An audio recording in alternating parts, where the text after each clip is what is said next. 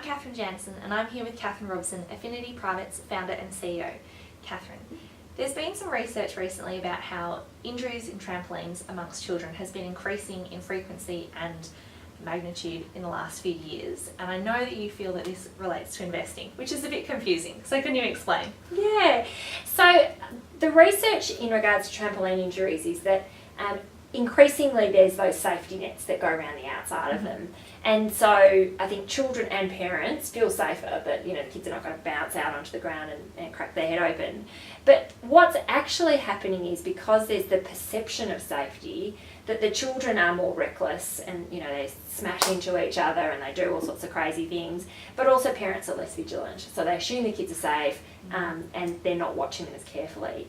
And I think that's the same for investing.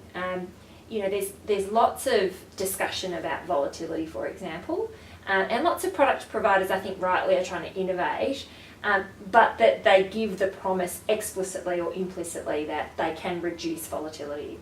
And I think what that does, particularly in asset classes that naturally experience volatility, so property and equity investing, is that when you either actually take away volatility, or at least you suggest that you can, I think you lead to a misunderstanding of what the essential characteristics of those asset classes are, and it encourages people to take behavioural choices that actually maybe in the long term expose them to more risk.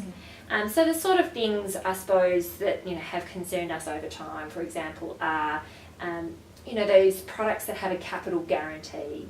And look, I think they potentially have a place, but where you find people only investing in those products, or have a very high concentration of investments in those products, yes, they can be good, but there's a high cost that comes, that's attached to that capital guarantee.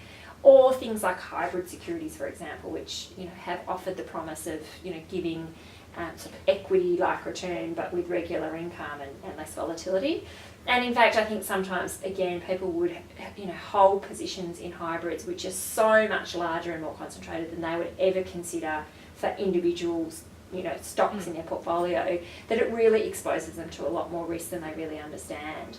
So, it's not that I would suggest that the safety nets that go around trampolines are in themselves a bad thing. And in the same way, capital guarantees and things that, reduce volatility are also, helpful in the right context.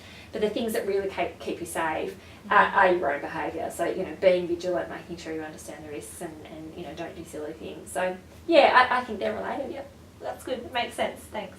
Thanks.